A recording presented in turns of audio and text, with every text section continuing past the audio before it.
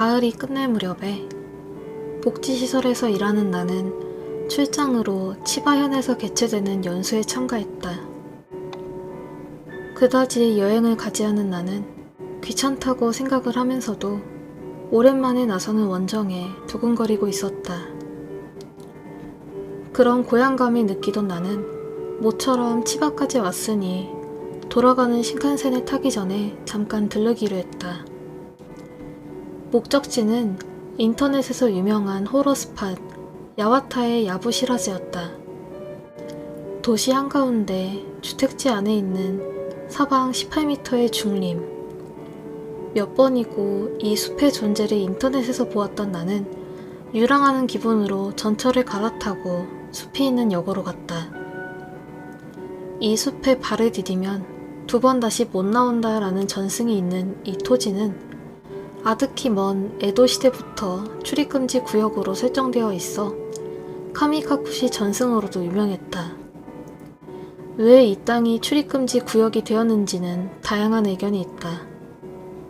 그 미토코몬이 헤매다가 나오지 못해서 출입금지가 되었다는 설, 옛날 호족이 무덤으로 사용했다는 설, 타이라노 마사카도의 무덤이라는 설, 다양한 추측이 오가고 있지만 확실한 이유는 아직 불명이다.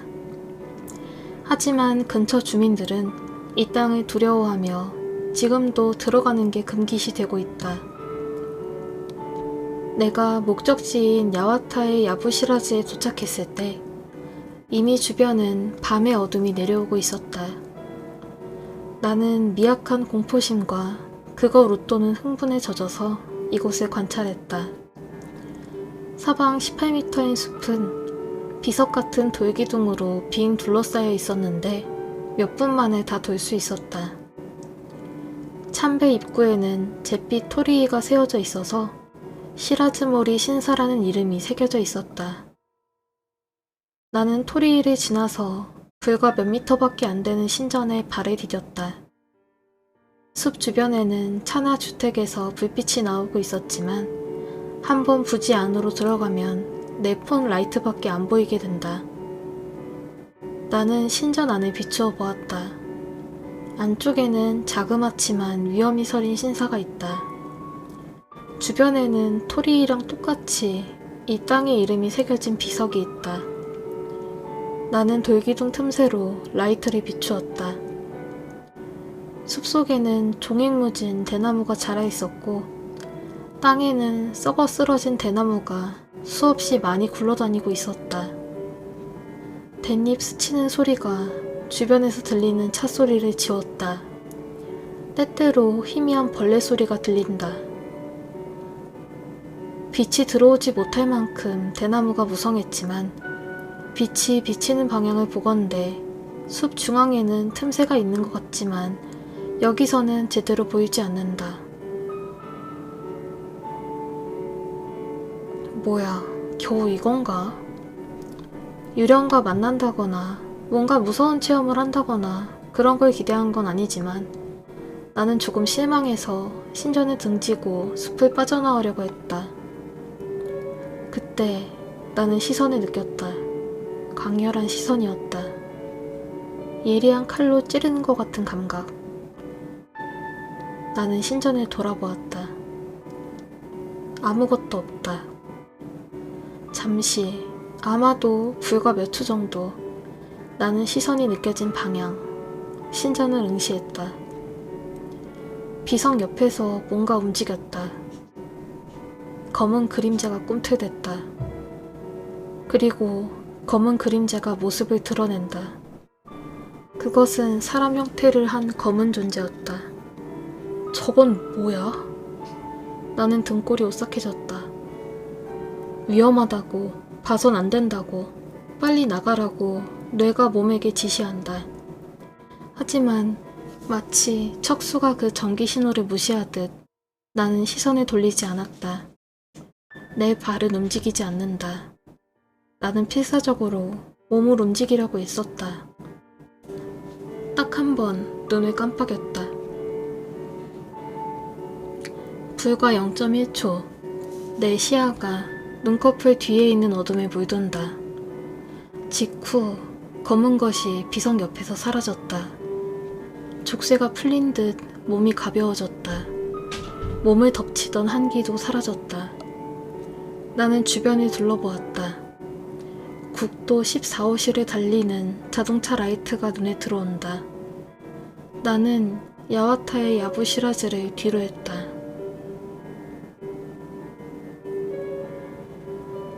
신칸센 안. 나는 캔맥주를 마시면서 시속 270km로 흘러가는 야경을 바라보았다.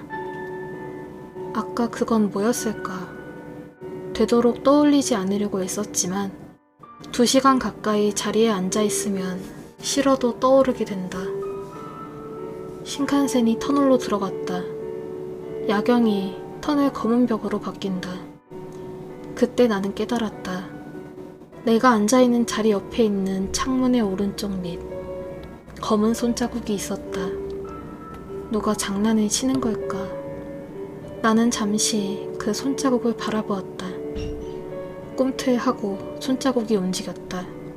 창문 중앙을 향해서. 이건 손자국이 아니었다. 무언가의 손이 창문 중앙을 향해서 나를 향해 기어오고 있었다. 나는 비명을 지르면서 의자에서 일어서려다가 엉덩방아를 찧었다. 주변 승객들이 무슨 일인가 싶어서 나를 쳐다보았다.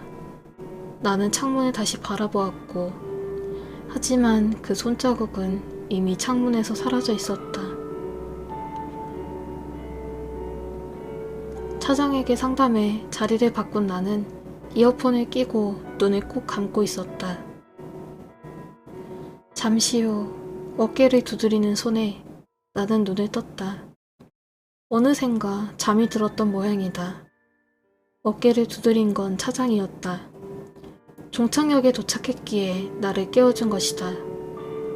나는 차장에게 감사하고 플랫폼으로 내렸다. 역에서 나온 나는 그대로 자택을 향해 걸어갔다. 그때 역 옆의 빌딩 창문에 검은 그림자가 찰싹 달라붙은 것처럼 보였던 건 나의 착각이었을까? 며칠 후 저녁에 나는 차를 운전해서 회사 부지를 빠져나왔다. 회사에서 집까지는 차로 30분 정도 걸린다. 도중에 해가 지고 신호 대기하던 나는 라이트를 켰다. 바로 그 순간 그 라이트가 향하는 곳에서 크게 검은 그림자 같은 게 나타났다. 그건 처음에 나를 발견하지 못한 건지 옆을 향하고 있었다. 나는 그게 그대로 내 앞을 떠나길 빌었다. 하지만 그건 천천히 목을 움직였다. 45도 내 차를 향해서. 머리에 2개의 틈새가 있었다. 약 5cm의 틈새. 그 틈새가 위아래로 벌어진다. 저건 눈이었다. 그게 눈을 떴다.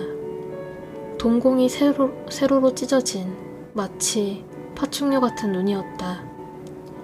차가운 시선이, 그때 느꼈던 거랑 똑같은 시선이 나를 찔렀다. 눈 밑에 3번째 틈새가 벌어진다.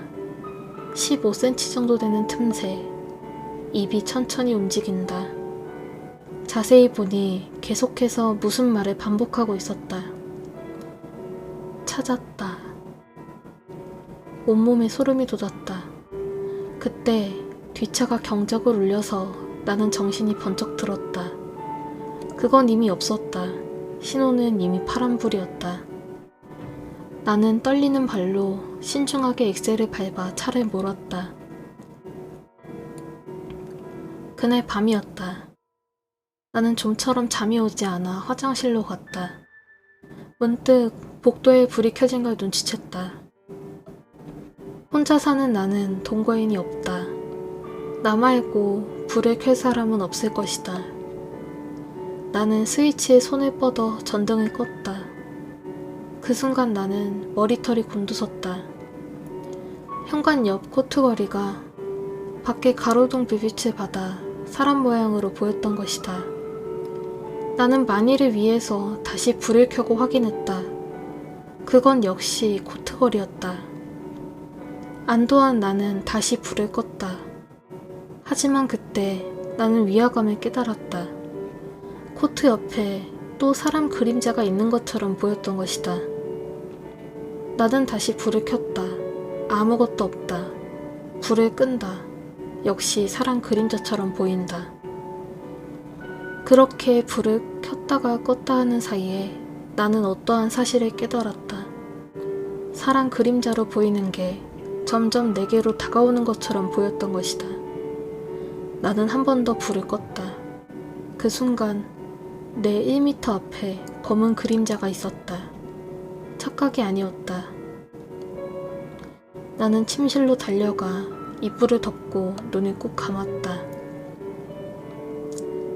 다음 날 야간 순찰 중 어젯밤 자택에서 그게 나타났다. 대체 나한테 무슨 일이 일어나고 있는 걸까? 하지만 그로부터 내 눈앞에서 그 녀석은 나타나지 않았다. 오히려 오늘 밤이 야간 업무라 다행이다. 나는 파트너인 동료와 순찰을 마치고 대기실로 돌아갔다. 동료가 수면실로 들어간다. 이제부터 3시간은 나 혼자다. 나는 의자에 걸터 앉아 눈을 감았다. 몇 초 후 나는 눈을 떴다. 차가운 기척이 느껴진 것이다. 나는 옆으로 눈을 돌렸다. 대기실 면회 카운터 너머로 검은 그것이 웃고 있었다. 나는 비명을 질렀다. 내 목소리에 놀란 동료가 달려왔다. 동료는 내가 가리킨 방향을 보고 아무것도 없잖아. 놀래키지 좀 말아줘. 그렇게 말하고 그는 귀찮다는 듯이 나를 노려보고는 수면실로 돌아갔다. 그 후로 그 녀석은 검은 그것은 내 바로 근처에 있다. 언제 어디서든 무슨 일이 있어도 귓가에서 소리가 들린다. 그건 노성이었다. 단말마에 원한과 고통을 담아서 내지르는 소리였다. 아무 전조도 없이 내 귓가에 그게 소리친다. 그 목소리는 아니 목소리가 아니다. 사이렌 소리 같은 신음하는 것 같은 불쾌한 소리였다. 그런 게 갑자기 귀에 들리는 것이다. 집에 혼자 있을 때도, 일을 할 때도, 잘 때도, 밥을 먹을 때도, 화장실에 있을 때도 갑자기 그놈이 소리를 친다. 그때마다 나는 귀를 막고 몸을 웅크리고 소리가 그칠 때까지 기다릴 수밖에 없었다.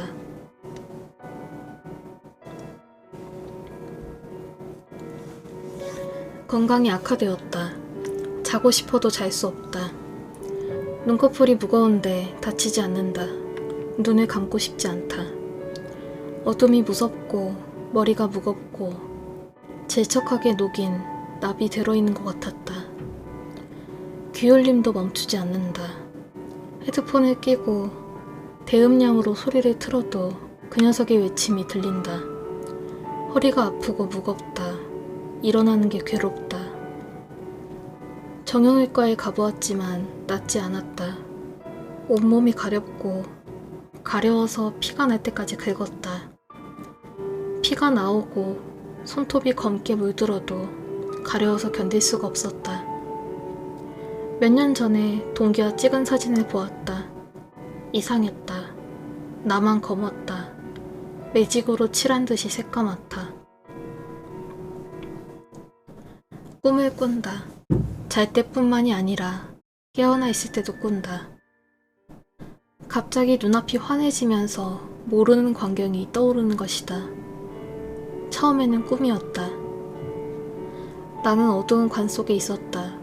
두드려도 걷어차도 소리를 질러도 아무도 알아주지 않는다. 그러는 사이에 점점 발밑이 뜨거워졌다. 온몸이 타고 있다.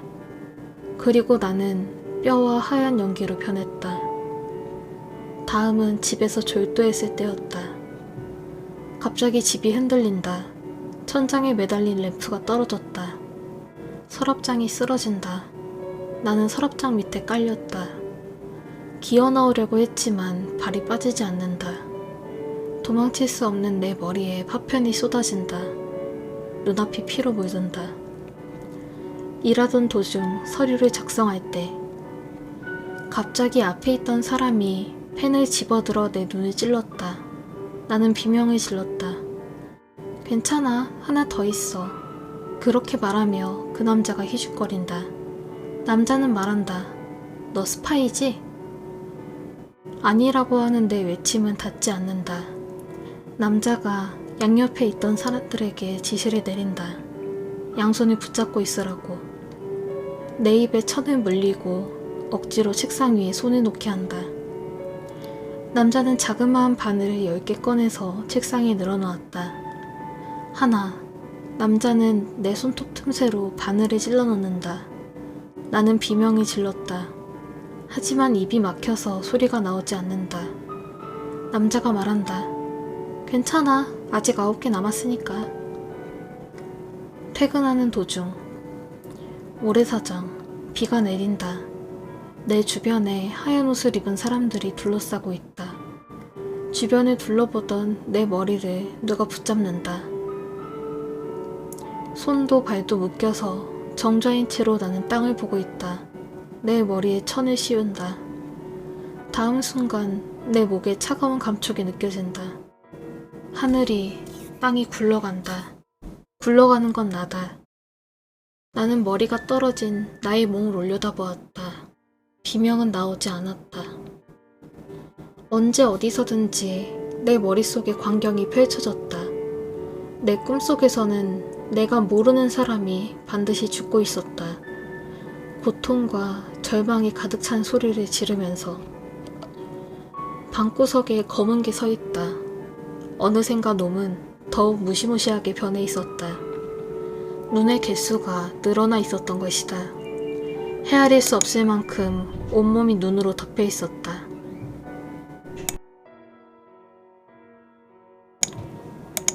모든 눈이 나를 향하고 있었다.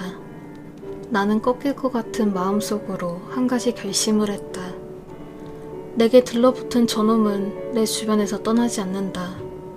그렇다면 싸울 수밖에 없다. 그렇게 생각한 나는 근처 절로 상담을 하러 갔다.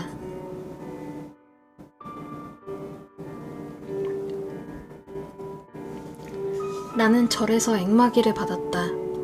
수상쩍어 보이는 스님이 나를 향해서 불경을 외운다. 그것만으로도 상당히 거액을 요구받았다. 그리고 앵마기 효과는 전혀 없었다. 며칠이 지나도 내 귀에서는 끊임없이 절규가 들리고 죽음의 광경이 없어지지 않는다. 나는 현 내에서 최대 규모를 자랑하는 절을 찾기로 했다. 산속에 있는 그 사원의 공기는 맑고 어제 찾아간 절과 비교해서 청량감이 느껴졌다. 하지만 본전을 방문한 순간 한 스님이 비명을 질렀다. 나를 보고 비명을 질렀다. 뭔가 싶어서 스님들이 모여들었고 일부 스님들이 내 뒤를 보고 있다. 모두 안색이 새파래져 있었다. 한 스님이 입을 열었다. 부드럽지만 힘있는 목소리였다. 나가주게. 설마 문전박대를 당할 줄은 꿈에도 몰랐던 나는 뭐라고 항의하려고 했다. 다른 스님이 입을 연다. 당신은 지옥 그 자체야. 지옥. 나한테 붙은 존재는 그렇게 엄청난 거였나? 그때 기다리라고 한 목소리가 경내에 울린다. 스님들이 돌아본다. 거기에는 80살은 넘어 보이는 고승이 있었다. 나는 그 스님께 살려달라고 머리를 조아렸다. 아무래도 이 스님은 이 사원의 책임자 주지 스님인 것 같았다. 주지는 나를 데리고 절 안으로 들어갔다. 그는 먼저 나한테 다른 스님들의 무례를 사과했다. 그 후에 나한테 붙은 검은 존재에 대해 설명을 해주었다. 주지의 말에 의하면 그 검은 건 억울하게 죽은 원령들의 집합체라고 한다. 그 원한에 찬 목소리나 단말마의 배경을 나한테 보여주는 것이었다. 아니, 그치만 왜 저인가요? 전 아무것도 안 했어요. 주지에 의하면 악령은 이승과 저승의 경계 같은 곳에 모이기 쉬운 듯 내가 우연히 그 숲에 있던 존재와 파장이 맞았기에 들러붙은 것 같다고 알려주었다. 그 설명에 나는 격분했다. 그러면 제가 그놈 때문에 지독한 꼴을 겪게 된 건 전부 다 우연, 그러니까 운이 나빠서라는 건가요? 주지는 말없이 고개를 끄덕였다. 나는 흥분해서 계속 말했다. 아니, 세상에는 가벼운 마음으로 아무 생각 없이 심령 스팟에 가는 놈들 뿐이라니까요? 아니, 그게 왜 나만 들러붙어서 나한테만 운이 나쁘다는 그런 이유로. 무릎을 꿇고 바닥에 손을 짚는 내게 주지가 조용히 말을 했다. 운이라는 건 즉 운명입니다. 부정한가 그렇지 않은 거 관계없이 모든 만남은 운명일지도 모릅니다. 당신에게 들러붙은 악령도 원래는 원한 속에서 죽어가서 갈 곳을 잃은 가련한 자들입니다.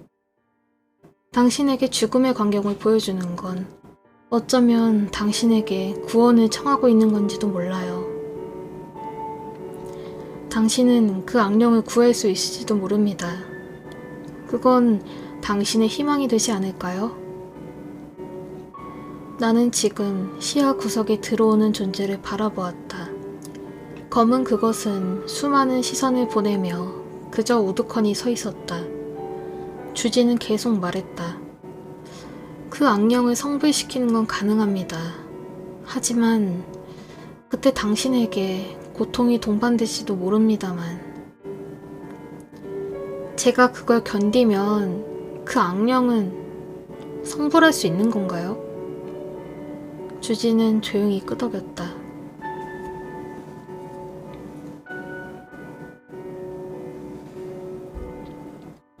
오늘 밤은 앵마기를 위해서 사당에 묵게 되었다. 창문은 전부 닫고 사당 안을 비추는 불빛은 촛불 몇 개뿐. 문에는 빗장이 걸려있고 내 모퉁이에는 소금이 쌓여있다. 주지 말고도 스님 10여 명이 사당 밖에서 경을 외고 있다. 이 사당 안에서 내일 아침까지 지내는 게 앵마기의 내용이자 나의 역할이었다. 이 몇 개월 검은 그것 때문에 지옥을 보아왔다. 하지만 이 하룻밤으로 모두 끝난다. 이 녀석을 성불을 시키겠어. 나는 내심 달관하고 있었다. 그건 이후에 기다리고 있을 해방감에 대한 기대 때문일까? 그게 아니면 몇 번이고 죽음의 광경을 계속 보아온 영향일까? 어쩌면 절망 끝에 그래도 누군가를 구한다라는 사명감에 취해 있는 것 뿐일까? 그런 건 아무래도 좋다. 이 밤에 넘기면 답이 나올 것이다.